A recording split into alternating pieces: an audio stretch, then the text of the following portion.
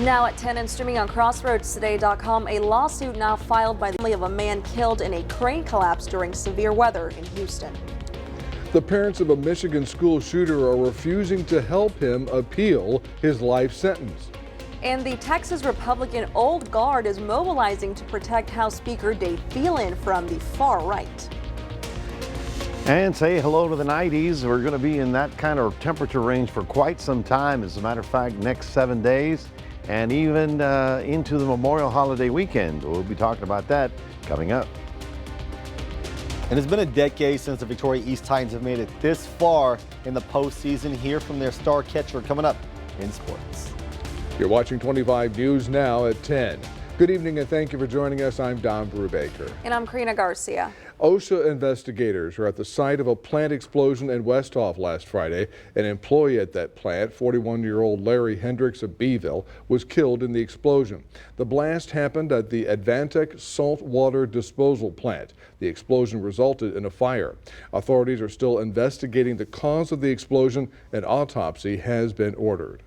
A 23-year-old Victoria suspect bonded out of the Victoria County Jail Tuesday. Trent Huff-Power was arrested this morning by Victoria Police. He faces 2 charges of human smuggling from Kenny County. He was in the Victoria County Jail in lieu of a $50,000 bond. And Hallettsville police arrested a suspect last Friday. Fernando Valdez is charged with assault of a family member, impeding breath or circulation. He is in the Lavaca County Jail in lieu of a $100,000 bond. Now, at least 1 person is dead after severe storms touched down in Iowa today. The Midwest and Upper Great Lakes region dealt with another round of possible tornadoes, damaging winds, and large hail. A tornado watch went into effect for eastern Nebraska and western Iowa this afternoon. Golf ball-sized hail, as well as wind gusts of 70 miles an hour, were reported in parts of Iowa. These storms are expected to continue into Wednesday and with the potential to affect 42 million people from central Texas to western New York. Officials encourage residents to stay weather aware and have a way to get weather warnings. And in a small town in Iowa, deaths were recorded because of a major system that came in there with very heavy winds. So it's a very tough situation tonight in the Midwest. How about around here? Let's take a first look at your forecast with First Warn Storm Team Chief Meteorologist Mac Pettis. Mac? Well, thank you very much. For us, it's the heat and the humidity that, it's going to take its toll on all of us as we get into the week. Of course, it's the holiday weekend coming up. And in a moment, we'll also talk more about what happened in Iowa tonight. They really took the brunt of it. About 16 different tornadoes reported. We'll have more on that coming up in just a moment. Stay tuned. Mac, thank you. A Houston family is heartbroken and demanding justice after their loved one was killed on his job in a crane collapse. The fatal accident happened last week during that severe weather, and now the family have filed a lawsuit against multiple companies. And to learn that his life was taken like this. A tall crane tumbled down like matchsticks during Thursday's storm right onto Barbara Kinsey's 72-year-old dad's concrete mixer truck. There's no words because it could have been prevented. There's no reason why he should have been out there. Juan Francisco Hernandez. He was so full of life. He spread so much love. Described by his daughters and wife. He would brighten everybody's day. As someone with an infectious, positive personality. He was a wonderful man, very supportive of his family, a hard worker, and he was there for us, through whatever. A hard worker who lost his life at work. He sacrificed his life for greed, and that's what we're angry, and we want justice. Today, amid the grief, the Hernandez family has filed a lawsuit seeking accountability for what they call a preventable tragedy. This man paid the price, the ultimate price. He lost his life. The family's attorney, Chad Pinkerton, says Hernandez should have been told to find a safe location and not kept to work through the storm. They left these guys, multiple guys, on site in a zone of danger, unjustifiably, so just to save a buck and just to stay on schedule. Seeking justice is now one more layer. It hurts so much. Of this family's new reality. Knowing that he's not walking through that door, that he's not hugging us. A family longing for another day with Juan Francisco, holding on to memories of things that made him happy, like singing.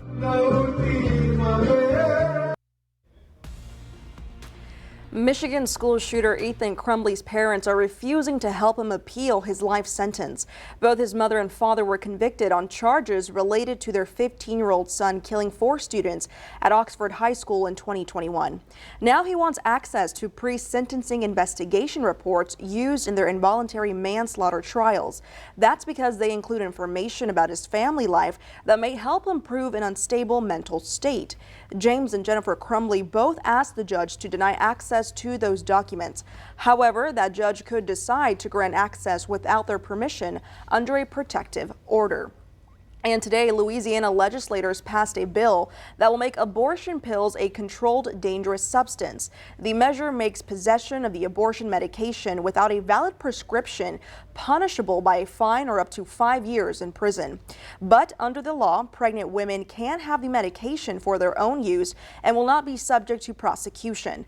The measure will now go back to the Senate. If approved, it heads to the governor's desk to be signed into law. The Texas Republican Old Guard is mobilizing to protect House Speaker Dade Phelan from the far right. The Texas Tribune reports Phelan's primary emerged as a last stand for the Republican Party's business-minded establishment. They are facing a GOP insurgency primarily motivated by social and cultural issues. Phelan is in a runoff next Tuesday for his House seat in Beaumont. He takes on GOP activist David Covey. 2 candidates are in the runoff race for Victoria County Commissioner Precinct 3. Shannon Martin. That's right. Shannon Martin is running for Victoria County Commissioner in Precinct 3. He previously served the Victoria Fire Department for over 35 years. He's active in the community through organizations such as the Victoria Livestock Show and the local Emergency Planning Commission. He won 49% of the vote in the March 5th primary. Brad Tucker is running for Victoria County Commissioner Precinct 3. This position works with the Victoria County Judge and 3 other precinct commissioners. Together, the Commissioners Court handles the financial decisions of the county. A Victoria native, Tucker worked in the construction industry for 25 years and owned and operated Tucker Construction Company for 19 years. Tucker won 35% of the vote in the March 5th primary. So here's your viewer poll question tonight. The question is, does political mudslinging encourage you to get out and vote? Yes or no? According to our results, it looks like 90% takes the lead with no, 5% voted indifferent, and the other 5% voted yes. We want to keep on hearing your opinion on this. Come to crossroadstoday.com/vote to take part, and we're going to have an update on 25 News Now at 10.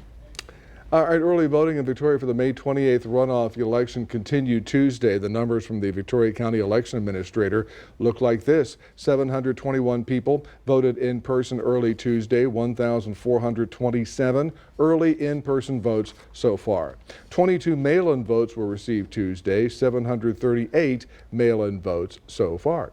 And of course, early voting continues through Friday. Early voting is at the Dr. Patty Dotson Public Health Center, 2805 North Navarro, Classroom A. Early voting hours are Wednesday through Friday, 7 a.m. to 7 p.m. The sight of a newborn baby usually brings out the love in most people, so much so that this idea has turned into a business. Tanya Moon, founder of the Grand Baby Project, visited with the residents of Bethany Senior Living in Port Lavaca this morning. Moon brought along several baby dolls with her, and although they were just dolls, it was good enough for the residents to hold, talk to, and fall in love with. Yes, Moon says her nonprofit organization proves to help ease dementia symptoms as well as overall anxiety levels. So these residents, many of them will believe that they have been handed a newborn baby, and they will comfort that baby and take care of that baby, and it just gives them purpose every single day. If you are interested in the Grand Baby Project, visit thegrandbabyproject.org.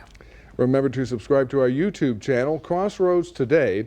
Hit the like button and click the notification bell. Then you can see Crossroads Today on YouTube. Thank you. Stay with us. Both sides have rested in Donald Trump's criminal trial. Straight ahead on 25 News Now at 10, the list of public officials that showed up for the former president. Also ahead, the Iranian nation mourns the loss of their president.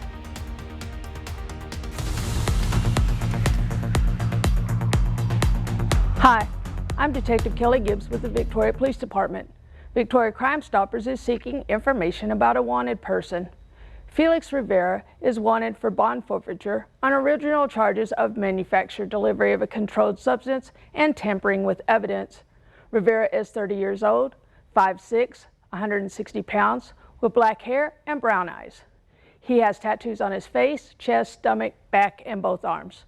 If you have any information about Felix Rivera, please call Victoria Crime Stoppers at 361-572-4200. You can also submit a tip by using the P3 Tip app on your Android or Apple device, or by visiting our website at www.crimestoppersvictoria.com. All tips are anonymous, and if you give information that leads to an arrest or charges being filed, you could earn a cash reward. With Victoria Crime Stoppers, I'm Detective Kelly Gibbs.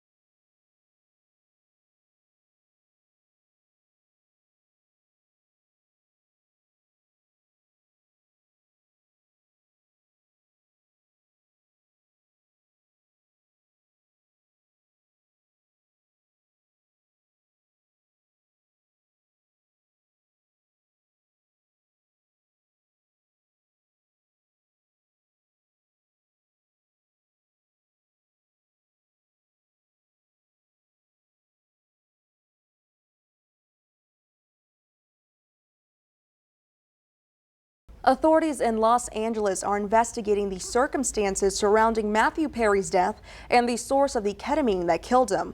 The Los Angeles Police Department confirms that it is working with the Drug Enforcement Administration and the United States Postal Inspection Service as part of a probe into the case involving the Friend star. Perry was 54 years old when he was found unresponsive in the pool of his home back in October. The autopsy report, released in December, found that the level of ketamine in Perry's blood was in the range used for general anesthesia during surgery. Now, testimony has concluded in Donald Trump's criminal hush money trial. That means it could be a while before we once again see the sometimes surprising group of people who showed up to support him. A new day in court, a new cast of characters in support of Donald Trump. Anyone in America should be embarrassed at the absolute miscarriage of justice that we're seeing here. This cannot stand, and it cannot allow to continue. Don, why'd you feel the need to come down here in person? Because you have no choice. You know, again, I wasn't a political guy my whole life. You have to fight. You have to leave our country to our children in a way that they can recognize it. But it wasn't just Donald Trump Jr. in court today. There were the more staid supporters, like former acting Attorney General Matt Whitaker. We demand better. New York City demands better. And former Florida Attorney General Pam Bondi. But also politicians like former White House doctor and now Texas Congressman Ronnie Jackson, Congresswoman Maria Salazar, and even Congressman Troy Nehls, sporting a Donald Trump hugging the flag tie. This is 5 weeks sitting in a courtroom when he should be out reaching the American people and telling the American people what he would like to do for this country. And then there were a few on the more unexpected side, like Chuck Zito, former New York chapter president for the Hells Angels, which the Department of Justice has called a criminal enterprise and has linked to the Gambino crime family. Even actor and Trump supporter Joe Piscopo showed up, famous for his impersonations on Saturday Night Live. It's time that for all of us to start buying and driving American cars. Now, the reception for some of those who come to support doesn't always go as planned. There are haters, and there are people who love them. But with closing arguments inside the courtroom ahead, there's no sign Trump's outside supporters are slowing down anytime soon. The star witness in this case is a 9 times convicted liar, and now an admitted thief. That is who they're hanging the entire case on. It's not known exactly who, if anyone, is organizing supporters to show up at Trump's trial. But it comes after sources say he privately complained there weren't enough allies defending him. Hundreds filled the streets in Iran Tuesday to witness the funeral procession for Iranian President Ebrahim Raisi. Raisi was killed in a helicopter crash near the Azerbaijan border over the weekend. In addition to Raisi, the country's foreign minister, as well as 7 others, were killed in the crash. The death of the president came at a time of deepening crisis in Iran, based on issues ranging from tightening social and political controls to economic hardship. Nightmares and daymares may be little-known signs of onset lupus and other systemic autoimmune diseases. A new study published Monday in the journal eClinical Medicine has those findings. Daymares are dreamlike hallucinations that appear when awake. The study surveyed 400 doctors and nearly 700 people living with lupus. Researchers found 3 in 5 lupus patients and 1 in 3 patients with other related diseases had increasingly vivid and distressing nightmares just before their hallucinations. Well, good evening, everybody. 81 degrees right about now. The humidity, of course, made it a really uncomfortable day, and we're just going to have to tough it out and get used to this. This is definitely summertime. It's going to be feeling like it all week long, and of course, today's high 93, the average 88, and records at 97. And then we've got Memorial Day weekend coming up. We'll be talking about what you can expect coming up after this.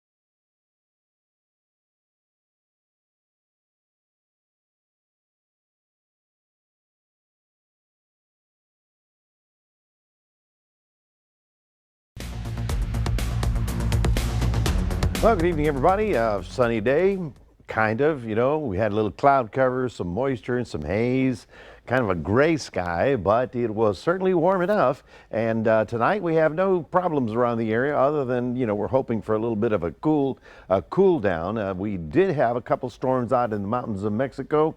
That's drifting some cloud over our area, but that's about it, not a big problem. And of course, as you heard earlier, the big weather was right here in Iowa. In fact, the state of Iowa really got pounded tonight. I'll have more on coming up in a moment. At this hour, we have one little thunderstorm, but you can see how it is falling apart and it's headed very close to the Waco area right about there. But that's about it. Other than that, it's very quiet over Texas. Now, we still have storms that continuing from Arkansas all the way up to Nebraska, all the way through Iowa, and now rolling into Wisconsin. When this system passed over Iowa this afternoon, they had about 16 tornadoes so far that they've counted, and Greenville, Iowa, just got really hammered. I mean, maybe it split the town in half. It's really hurting bad. And of course, now the severe weather is rolling through upstate portions of Wisconsin. It already went through Madison. It's now headed toward Green Bay and Marquette. And these are the big thunderstorms, kind of like what we had in Houston last week. Now, this is in Yuma, Colorado, which is a farming community out in eastern Colorado. Can you imagine this hail? It covered the ground with hail. So this thunderstorm was that tall, that cold aloft, all that fell down and covered the ground. So, you know, I'm sitting here going, things are getting weird, wouldn't you say? I mean, a lot of strange weather, and it's only going to get stranger as we move on into time. For us, summer has arrived. It is definitely going to be here. We're looking for 91 tomorrow, 98 in San Antonio, 104 in Laredo. There is a possibility of some stormy weather up in Dallas. I think this is a bit too aggressive this far south, but that's what they put out. But we're not really expecting anything here. If anything does develop, we'll certainly talk about it.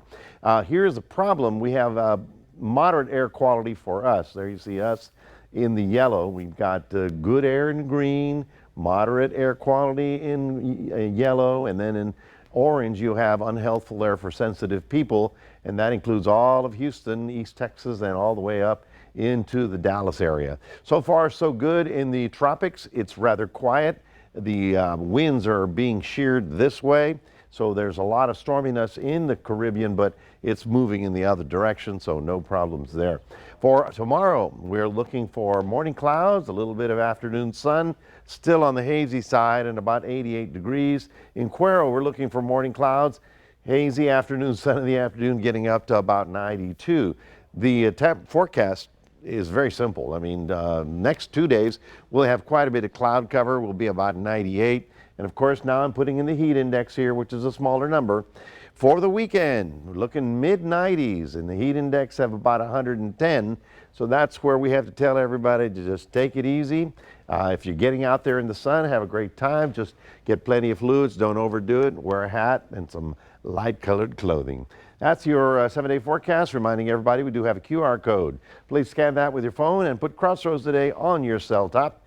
And we'll toss it over to...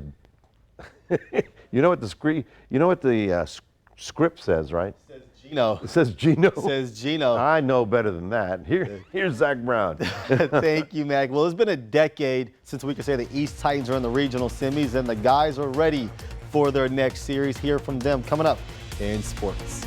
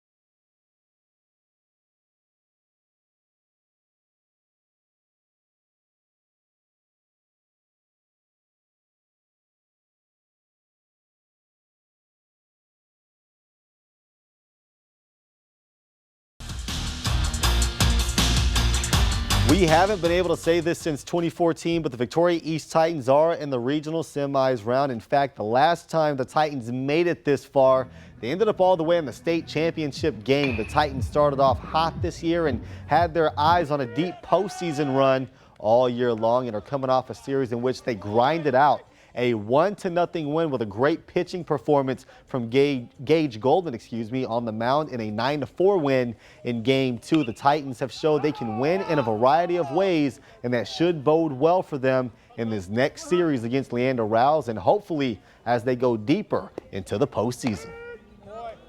I think it puts a lot of confidence in each other, and we know that anyone's going to step up on any given day, and we have what it takes to be a full team and go long ways. What even feels better is that our guys are still confident, and we have the want to keep going further and further, and we're going to go as long as we want to.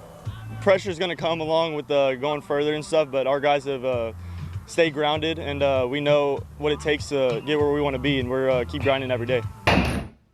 Their first game will be Thursday night at Northside ISD Sports Park in San Antonio. Games 2 and 3 will be Friday beginning at 5 p.m. The game 3, of course, is if necessary. Here is the final out from the Hallettsville Lady Brahma series against Santa Gertrudis. This win probably felt a lot sweeter since this is who halted their state title run last year, and now Hallettsville gets a very favorable matchup. They will get the Columbus Cardinals, a team that they dominated in the regular season, run ruling them each time, and Game 1 will be exactly where they run ruled Columbus last time, and that is at home in Hallettsville. First pitch set for 6 p.m. tomorrow night. Last night out on the Major League circuit, the Houston Astros welcomed the AL West foe, the Los Angeles Angels. It was tied at 1 early on, and Altuve 3-run jack gives Houston a 4-1 lead, and Mauricio Dubon later in the game sends one to the Crawford boxes as well, and it's now 6-1, and it looked for all the world like Houston would cruise to yet another win. But in the 5th inning, a 3-run homer for the Angels suddenly had it 6-4, and in the same inning, Los Angeles gets yet another 3-run bomb. They would score 7 in the inning. The Astros blew a huge lead and lost by a final score of 9-7, but just final minutes ago, the Astros bounce back tonight. They win in extra 6-5 via Jeremy Pena's walk-off single, and still just 5 games back of the Mariners and now just 2 back of the Texas Rangers, who lost to the Phillies tonight. At the Houston Texans OTAs today, wide receiver Tank Dell, who was recovering from a broken leg last year and being shot just a few weeks back, was a full go at practice. That's it for your sports. Donna Karina, back to you. Thanks, Zach. And coming up on 25 News now at 10, we're going to take a last look at your weather. Plus, if you are a fan of Legos and dinosaurs, this next story is for you.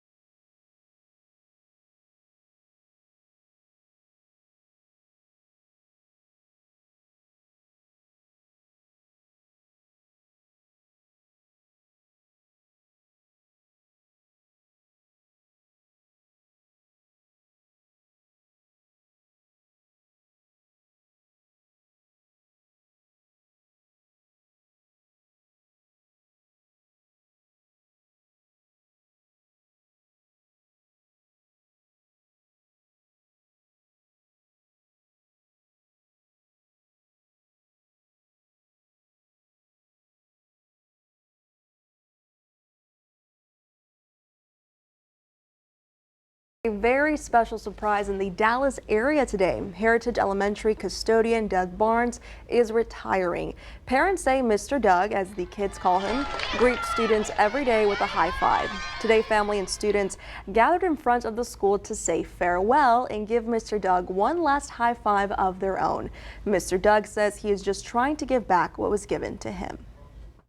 Love everybody. You know, that's what we're missing now is love. I mean, and it shouldn't matter, you know, race or anything. I mean, but it's love. That's what we're missing in this world now. And I'm just trying to give it back. Students say his kindness has given them the courage to do their best in school. Prince William teamed up with his royal cousins on Tuesday to host a garden party at Buckingham Palace on behalf of King Charles. The Prince of Wales opened the palace doors to thousands of guests to continue a tradition dating to the 1860s. Princess Beatrice, Princess Eugenie, Peter Phillips, Zara Tyndall and her husband, Mike Tyndall, all stepped out in garden party fashion to help host the rainy affair.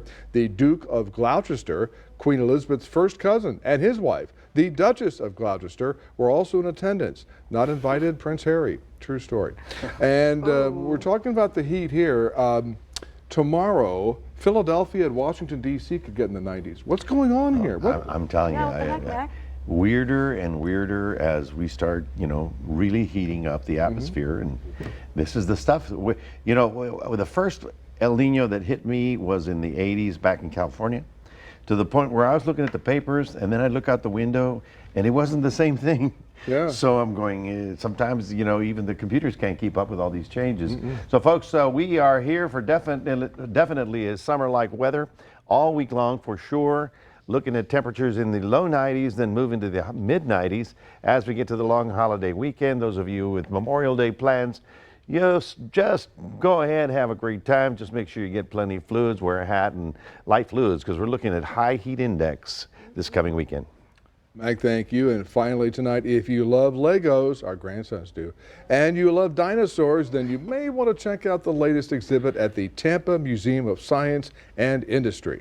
A professional Lego builder from Scotland has put together an amazing creation of prehistoric dinosaurs. The exhibit is called Brick Dinos. If you get close to some of the designs, a sudden dinosaur-like roar will greet you. And that would be a lot of fun, unless you're scared of dinosaurs, and which I am. Most of us are. I think, you know. It's all right, Zach. They're made of plastic, and they don't move.